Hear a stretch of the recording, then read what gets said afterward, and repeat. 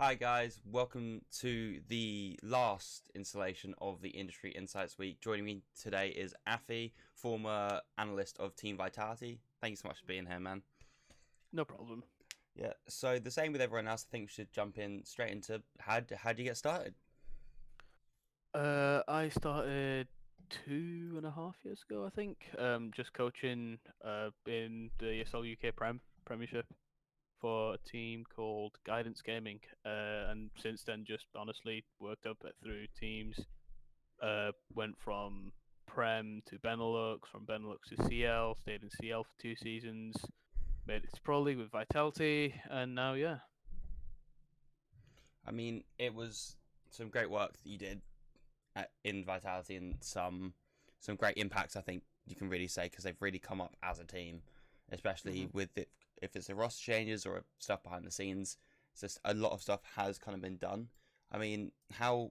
I mean, in the grand scope of things, what we're trying to do this week is trying to shed some light on some roles that people don't really tend too much to think about or don't think enough of. So, if you kind of had to say, not in a nutshell, but kind of, what would you explain your job as an analyst as?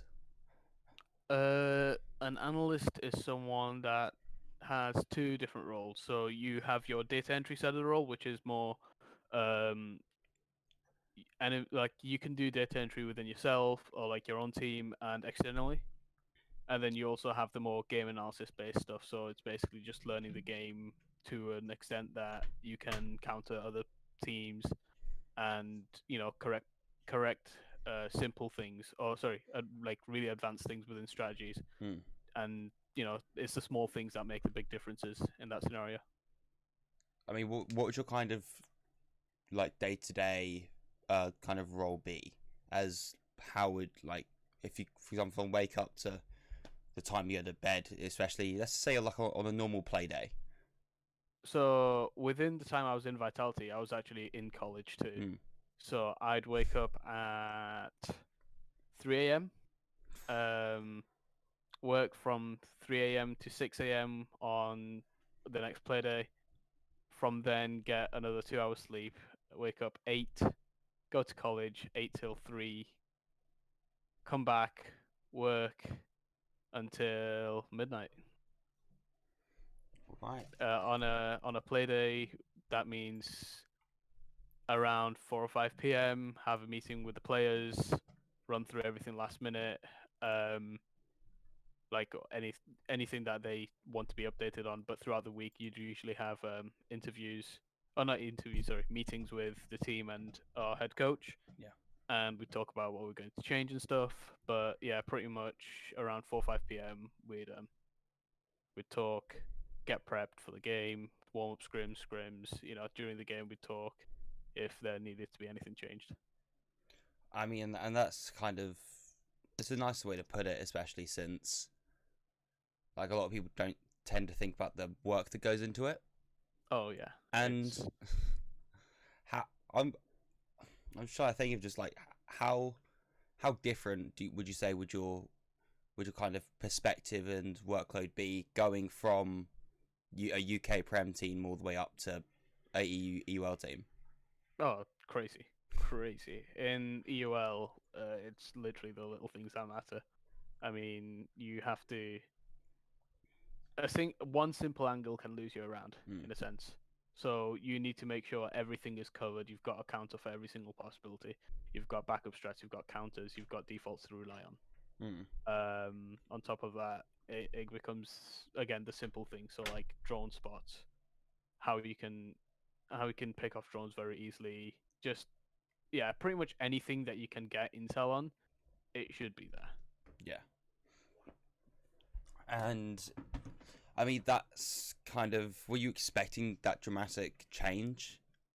Well, the thing is, throughout my career, I've built up a system, if that Hmm. makes sense. So towards that era, like then, I was comfortable with doing what I needed to do. But yeah, like the change is very drastic. Like within Premiership, I was doing like I knew like back then you do map bans, op bans, if they even, I don't even think there were op bans back then. So like you do map bans and you do like general player positioning and just like push here, you know. Mm. But like in a pro league EUL setting, it's completely different. And I mean, I think one thing that would have, I one thing I feel like could have a big impact, and let's just go back to an actual example that we can use on as an analyst. If you are given a drastic change, for example, in the map pool, so let's take the example of when Oregon was Oh introduced. god. How did that affect like you and like the workload, the prep that you do into it? How like stressed would that scenario be? Well, when a map's first introduced, you have to run through actually learning the map, Hmm. and it's a lot different to how you play it in like a ranked scenario. Hmm. So you basically relearn the map entirely. After that, you watch other VODs as much as you can, try and learn as much as about like in general about what you can do, what enemy teams do, how you can counter. Hmm. And then after that, you finally get to the point where you feel comfortable enough to actually start counter striking. But it's really just like early on, very early on, it's just a learning process, and you have to try a lot of stuff, which means that you have a lot of work to do. I mean, it's is. Would you say Oregon, even though it's been in the map pool for a bit of time now, would you still say that it's not completely touched what it could really like its full potential, or would you say that it's pretty much tapped out? I feel like right now it's reached its potential within the current meta, but Mm. with the new changes that Ubisoft are announcing, it's completely changed the meta, Mm. and I feel like it'll be a very different map to what it was previously. Mm. So, I mean, the with the new changes, literally every single map, in my opinion, will be very different, apart from like coastline potentially. Yeah. So it's relearning entire meta. And yeah, because that's something I was talking to pretty much everyone this week on about the meta changes, and I'm guessing as an analyst, it's got to be that point where even some things that again what they said in the previews like it will target the casual players a little bit, but as a professional player or as a professional coach or analyst, it's gonna change a lot from placements of gadgets to how you see the entire map. Oh yeah, massively. Like the entire maps change. Mm. So I actually was talking to someone about this on Twitter earlier. I think, for example, theme park Mm. is going to be quite attack sided now with the new changes, considering the only site that didn't really rely on a lot of utility was Armory and Throne, Mm. which means that the other three sites are going to be very, very weak to attack from, because what usually was the case is you'd cover key spots with deployable shields and you'd play behind those Mm. deployable shields. You can't do that now because one or two stuns and your deployable shield's gone. Mm. So, So it's going to change up mm. how you have to hold certain areas. Someone was saying for chat was being an analyst always your goal position, or would you rather be a coach slash player if you were able to? Um, no, no. An analyst was definitely my like. So I started off as a coach slash analyst, and I felt like a analyst position suited me a lot more. In general, I really like data work. I I really like counter striking too. Like counter Mm. striking is one of my best things. And it's one of the things that I'm the best at, and one of the things that I enjoy doing the most too. So I feel like analyst position suited me quite well, and I did have the potential to go back to like a potential coaching position Mm. now that I'm not in Vitality anymore. Um, but no, I stuck with analyst role for a reason. What would you say would be kind of one of the most rewarding or best moments in your career? Oh, beating G2. Yeah, because like so probably about 2 years ago, I attended my first LAN with like at the ESL Prem, Mm. and I got to sit down with Shas and Pengu for like probably an hour and a half. They sat next to me, so like we just talked for a long time, and then to go from there to 2 years onwards beating G2, like that was kind of a wake up moment, you know. of just you're at that level now of. So before Vitality, I couldn't find much. What was your previous positions in other teams? So I was a coach slash analyst for Sisu, Mm, who were in Challenger League at the time, just got relegated from Pro League. mm. Previously Mouse. Before that, Go Skiller, another Finnish team. They got third place, I believe. No, I think they got third or fourth in Challenger League season 9, and then I was there during Challenger League season 9 and season 10. So yeah, before that, Benelux, just National League teams. So in regards to, because obviously you're now analyzing, at that national level and at some points that international level. Hmm. And you're gonna start getting to teams where it's this. Have you ever had that language barrier, that culture barrier? Has that ever really been an issue for your position or? Um, a little bit, a little bit. Within like to be honest, no, not really, not really. Like I've worked within two Finnish teams, or mainly Finnish teams. Mm, I've worked within a Dutch team previously. Like Vitality was completely international. It's something you just learn to deal with now. mm, Like it's the reality of Siege at this point. People don't make full like national teams apart from like I guess French teams decide to stick together. BDS for example and Tempera. But apart from that, you don't really see many many like single region teams anymore because it's just in the reality of things, it's not the easiest way to go around things. National limits who you can get. and like you were saying earlier, it was just about one of your main things, one of the things you feel more comfortable and greatest at is counter stratting. And Hmm. something I was bringing up with, I want to say, Des on Monday, of because we were talking about how an introduction to a team who so utterly dominates that it's hard for you to introduce.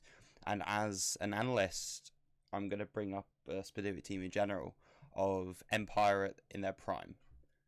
Hmm. How is something like a team who so heavily relies on the same, or used to heavily rely on the same strat over and over? How, as an analyst, do you kind of approach that? How do you try and find ways around an attack or defense that has worked time and time again for them? So the funny thing is, I actually prepped for Empire at their prime at one Hmm. point. So the thing is, Empire became very counter strat. Like Hmm. you could counter them very easily because they did the same thing over and over again. So that'd make them very prone to C4s from below. Hmm. And yeah, it was something that we definitely planned for at one point when I believe I don't remember what specific team I was in at the point, but I remember we were, prepping for Empire, and there's always ways to go around things. And even though Empire at their prime, like they had hours and hours and hours of practice on their, the strats that they Hmm. consistently do. There's always another way around things usually. And for some team, I'm gonna like kind of build more on that. Is there a team right now in EUL which you'd feel like would be the most fun to try and analyze and counter strat, or the hardest to analyze and counter strat? Hmm. I'd say the hardest to analyze in Counter Strike right now would probably be BDS, in my opinion. They have a mixture of pretty much everything you Mm, want as a team, which makes them very hard to like. So you can't just counter strat BDS how you used to before, which is like single off Shaiko and then kill mm, whoever he's roaming with, and then when you've hunted those two, you'll probably lose a man. mm, It's 4v3 on site, and you can push site. Um, that's just not the case anymore. BDS are a very well-rounded team now, mm. which means that you're going to struggle even like clearing roamers against those guys. So yeah, I feel like in general they're probably one of the hardest to do because they're constantly evolving too. Um, One of the most fun teams, Probably Team Secret. Mm. I mean, the only reason I choose that is because I'm good friends with their like support staff. Mm. So it'd be a nice little thing going on there. And yeah, and it's been something that's been talked about before. Of just, and it was talked about the British culture in general, but I feel like as the EUL, quite a lot of people are close. Quite a lot of people are close friends, and at some point there is that level of competition, but there's Mhm. also that level of it's not just that you are playing against people who you've known for years, who you've been Oh yeah. playing against for years, who you know well. And I don't know, have you attended an international event? No. Um, what I was going to go into was, kind of the national leagues. Mhm. So I don't know, how do you kind of prep for a national league different to, for example, just an EUL game? Well, a national league people are a lot more unpredictable. Mm, Like you can see some very crazy plays show up in national leagues, things mm, that you won't expect in a normal like pro league scenario. Just because in a pro league scenario you have to play a certain way. Just in general, mm. like you have to keep up with the meta and everything. I mean, earlier I saw a clip on Twitter with I think it was Australian Challenge League. Someone smoked off pool table Oh, in in Coastline yeah, with and Warden they on the pool spawn table. peeking through a warden. Yeah, like Yeah. crazy stuff like that shows up. To be fair, towards like these days, national leagues are a lot more standardized in Mm, terms of the teams are like some of the teams are Challenger League material, like mm, quite a few. So like I can call out Audacity. Audacity is yeah. quite a good team. Obviously Kavana and Eminem, and like they won't do stuff like that. But you'll also, you'll so you it's a mix. You'll Mm, have like some teams that you will struggle against. But in general, like you should be prepping ideally if you can the same way. yeah. And I think, yeah, I feel like the French league would be one of the examples to pull out in this, but uh, what would be kind of your opinion on, you have national leagues, which is meant to spur new talent, which is to grow, and you've got things like the French league with, quite a handful of pro league teams. And do you think that's good practice for the other teams in that league, or would you kind of want a system which kind of just doesn't have that just next level? I'm torn about the that situation because it provides good practice for national league teams, right? You get to play against some of the best in the world. But those teams also end up gatekeeping Mm, were like potential spots. So for example, Navi gate kept Kavana's mm, potential final against Eminem, and that would have decided who would have made Challenger League instead of what happened in the reality of things, which is Navi knocked out Kavana, Eminem automatically got a Challenger League spot. mm, And now look, like Eminem and Kavana are both going through to promotion mm, relegations for EU League. So it's like it's rough because um, some national leagues it benefits, I guess. mm, Like for French league, I'd say it benefits a little more. Just because they've got so many pros that you get good practice, but mm, then there's a huge downside. Like the French team that came out of this season were not the best mm, in the reality. Like just what it is. But they weren't the best that region could have produced for the Challenger League spot, and that's because of like gatekeeping and stuff. mm, And it's just yeah, I'm torn because it provides good practice, but it also gatekeeps, and having teams gatekeep or being gate mm. kept isn't the best for the scene. And we're gonna see what I guess should have been the UKIN finals anyway for the relegation spot Mm-hmm. soon for the end of Challenger League, because that would be Koana versus Eminem, then loser goes to face Rogue. So, we're gonna get that match up anyway, Yeah, which is going to be one hell of a match. But can't wait. it's yeah, I do agree. It's kind of it's sort I guess it's kind of the same thing with the German nationals as well, because there's two or three Pro League teams in that one. Yeah, G2, Mm, Secret, and I think it's only and Rogue. yeah.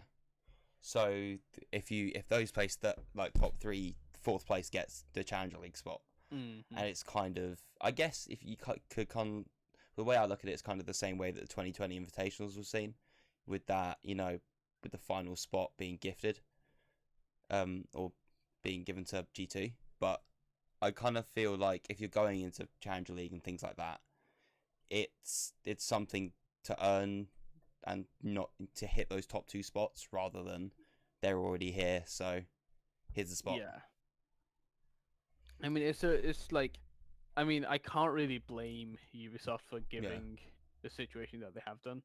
Mm, Like, like there has to be a way to get into Challenger League there, and they've put in a format where the highest placed non PL team mm, gets it.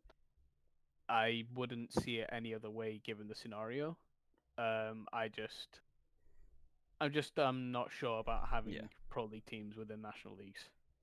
Like, of course, it brings viewership, it brings a lot of good interest into Mm, the like scene, and I mean that means money, right? But it's not the best for like the competitive integrity or health of those particular national leagues.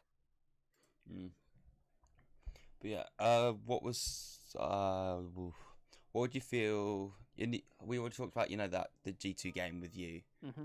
and with working with other teams, especially through Premierships, through Challenge League, and then to Pro League, or now the EUL. I don't know, how was it kind of? How did your mindset kind of change? Because you started off in Prem. I've talked about the workload changes and all of that, Yeah. and obviously going from a Premiership team all the way up to playing with the best of the best. I don't know, how does kind of like your mindset around it change, or did it not change at all?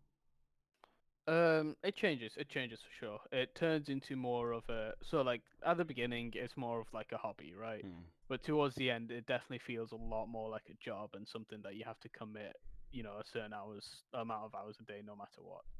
And you have expectations of yourself, and your teammates have expectations of you.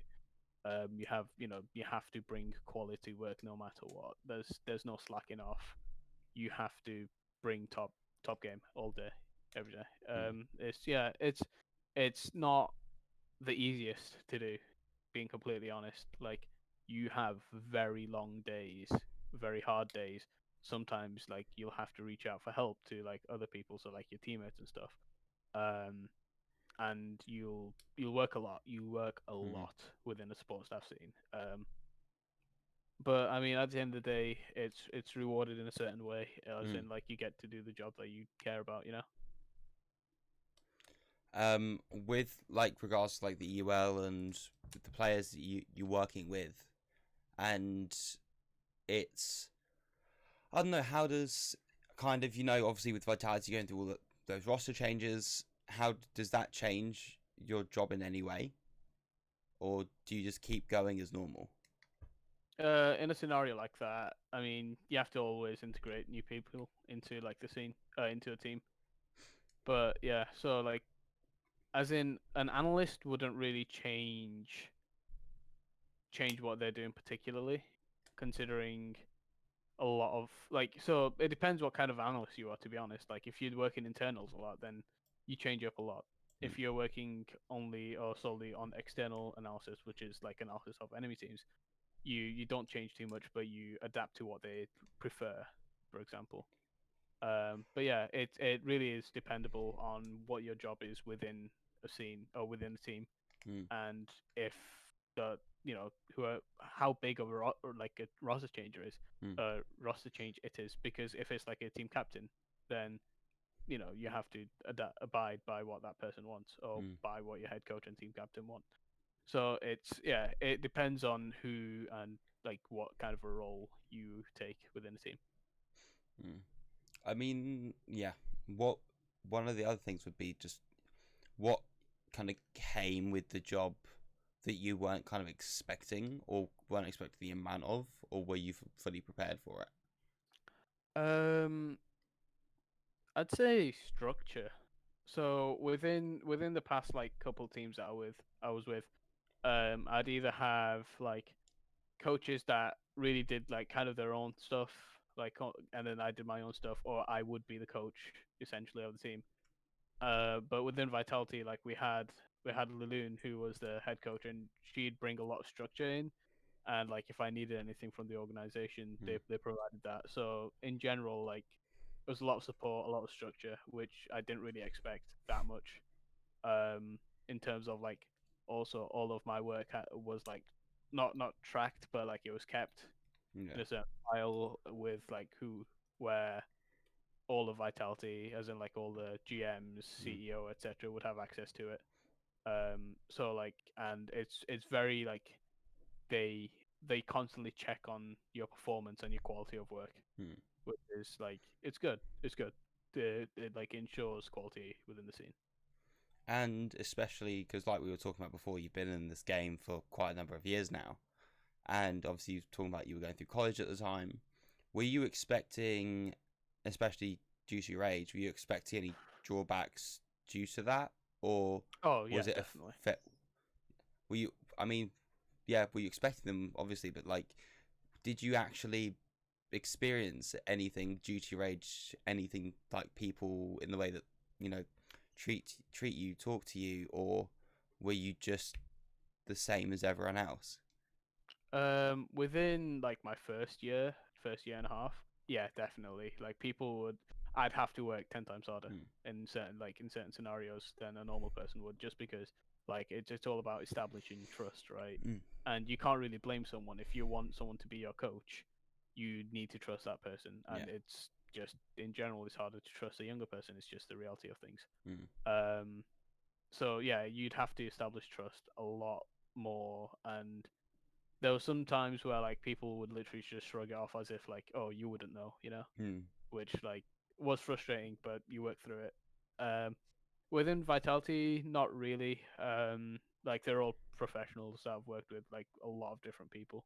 So I feel like even though like towards the very beginning, um, they like they made sure that I wasn't just so the main thing is people were worried that a lot of underage like support staff were only support staff because they couldn't be players, mm, which is something that like does happen and it has happened. For example, Pasha on VP, mm, um, when he was underage, he was actually the coach of that team for a long time, and his plan wasn't to become a player, but I mean, it just naturally turned into that.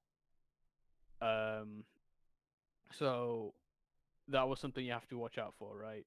But aside from that, not really. Like as soon as like I feel like trust was established pretty much the same way like any other support staff would be. And they treated me quite well, I feel like. mm. And yeah, I mean, it's great someone just entering the scene like that. I know there can be drawbacks, but it's great that we're seeing a bunch of younger support staff joining the scene. Hmm. And although in some regions there are drawbacks, like we've seen with the UK in some instances, but you look at yourself, you look at the analysts for SSG, you look at like so many other some players like you were talking about from Benelux who were used to be allowed to compete at 16, Hmm. and it's only really become an issue because it's been made an issue, but it has spurted some absolutely great instances.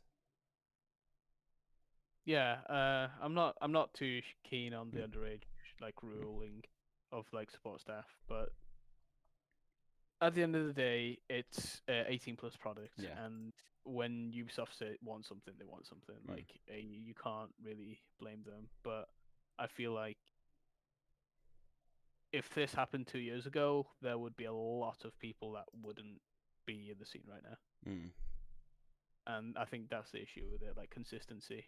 yeah. Um, yeah, within the UK National League, like you're not allowed underage support staff, but within Mm, a different league, you could be, and I feel like that's where the issue lies at hand there, to be honest. mm.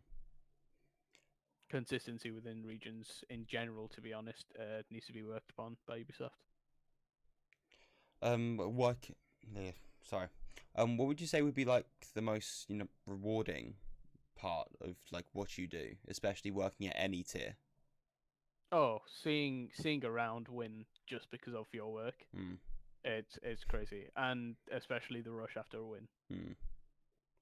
Because before a game it is incredibly tense. Like people like it's usually you joke around, but during a game when you're like 3 minutes behind, listening to comms and Mm, like trying to give help by only listening to comms because the stream is 3 minutes behind mm, is tough, and you are shaking essentially. You are nervous as hell. And you hear like the final scream when everyone wins. That's like very, very. It's ecstatic. That's the best way to put it. I mean, although how unrealistic it might seem, especially, but looking at how the US division does it, would you think that the EU league would benefit from their kind of same system, but not only the league structure, but the same kind of how it was originally going to be a land league and everyone's together and you have all of that. Although it's highly unrealistic and probably never going to happen, would you think our region would benefit from that due to this amount of competition that is within this region?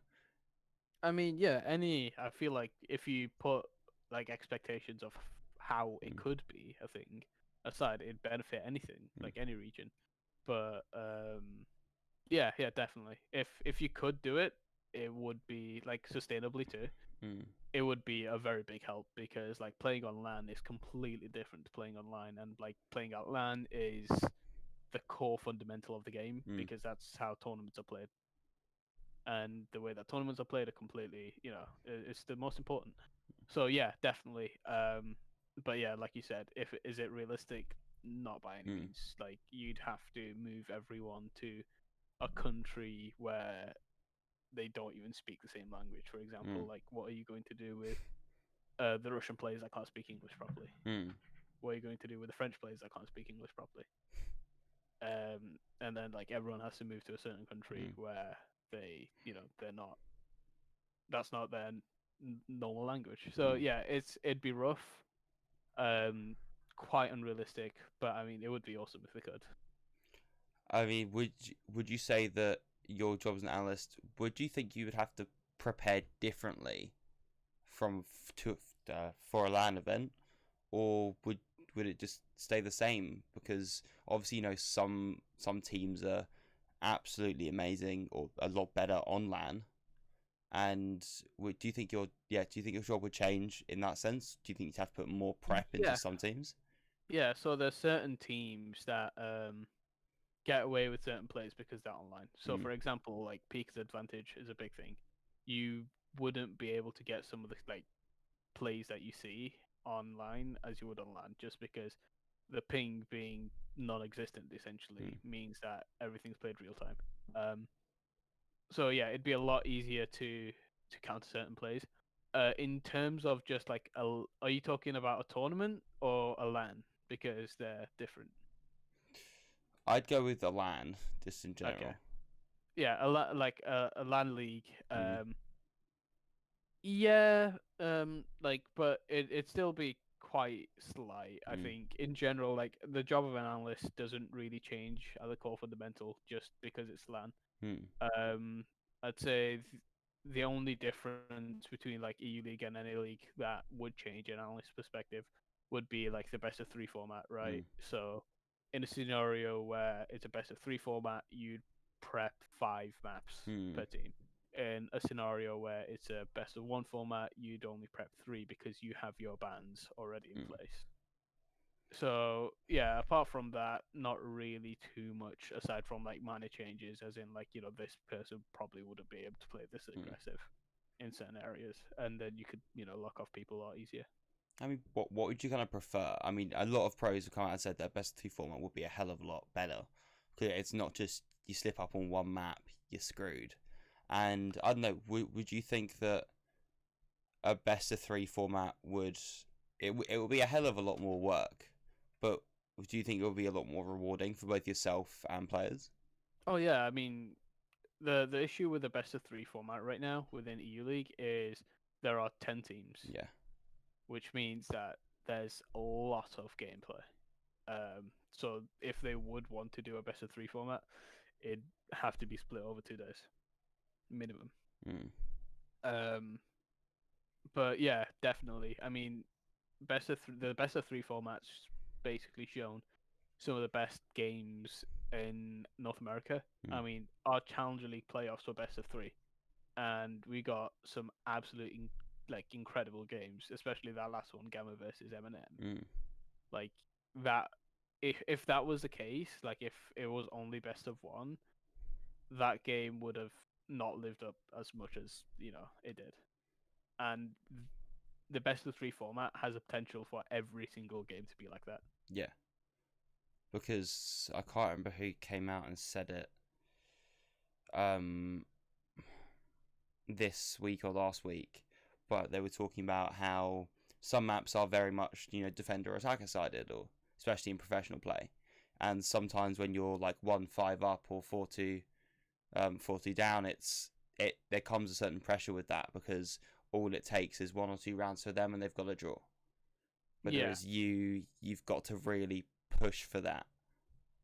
Yeah, so like the thing is, when you've hit like a 6 round lead, or like when you've hit that 6th round, you're just in a different position there because no one on the enemy team is going to be like, yeah, let's go for a draw. Yeah. Like the focus is on the win always, and the issue is as soon as you're on the enemy team or the enemy side and your opponents hit 6 rounds, you feel incredibly disheartened as it is. Mm. Because you know that your team's guaranteed a point, and in general, just the flow of your communication and how people feel is different as it would be like. So if you have a chance to go to OT, you can still win that game, Yeah. no matter what. And so like people are a lot more fired up during those.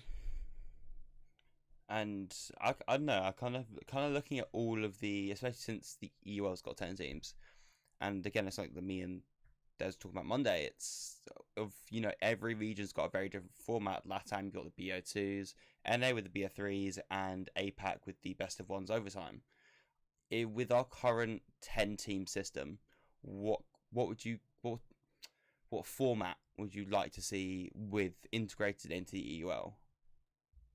So ideally, best of threes. Mm. Realistically, I'd say best of twos with OT, and then being split up over two days. Mm. And so the way it would work is if you win one map and lose one map, it's a draw. Mm. If you win 2 maps, it's a win. If you lose 2 maps, it's a loss. And that coordinates into points, and that's how you structure your league. Mm. Yeah. Is there anything else that you want to kind of talk about, especially since like your experience or your time with some players? Time with some players. I mean, I can talk about Goga was hilarious. I love Goga. Yeah.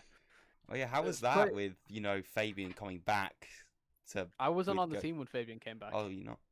No.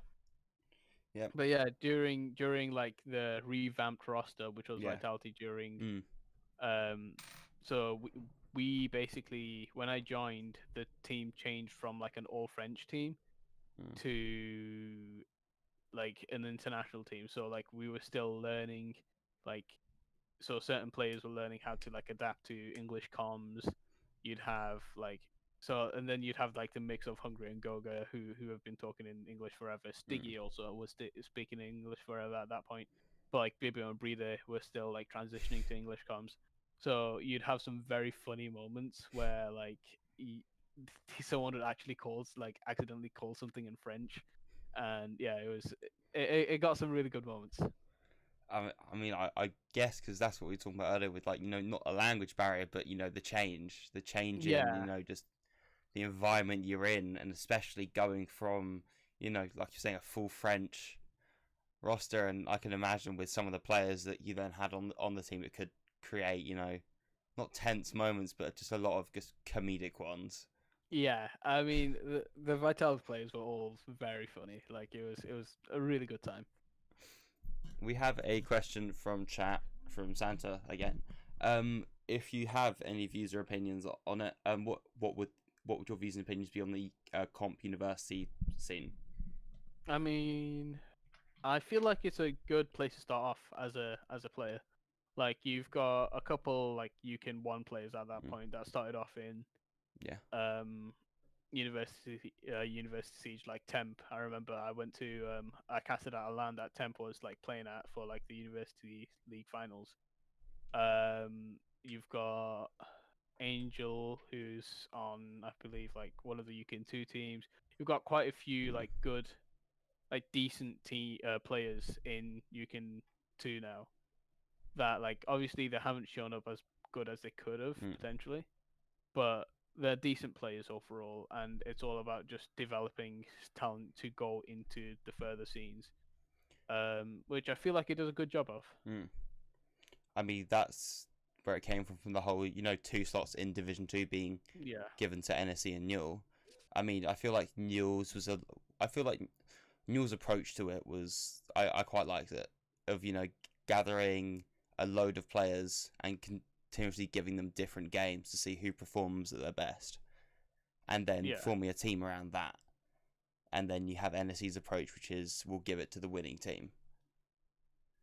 And yeah, I mean, I feel like so that kind of a format, like NSE's format, it's like it's very hit or miss. For example, so like the best example would be in NA League, like DG.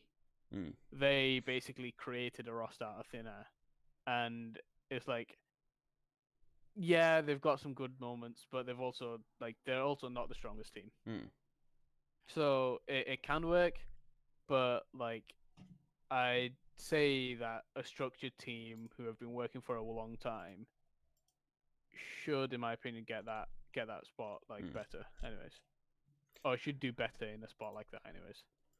Yeah, I completely agree, and it's actually I'll backtrack on that. I somewhat agree to some extent, because especially within like University Sieges, you get some teams which are, you get champions and then the rest of them are silver.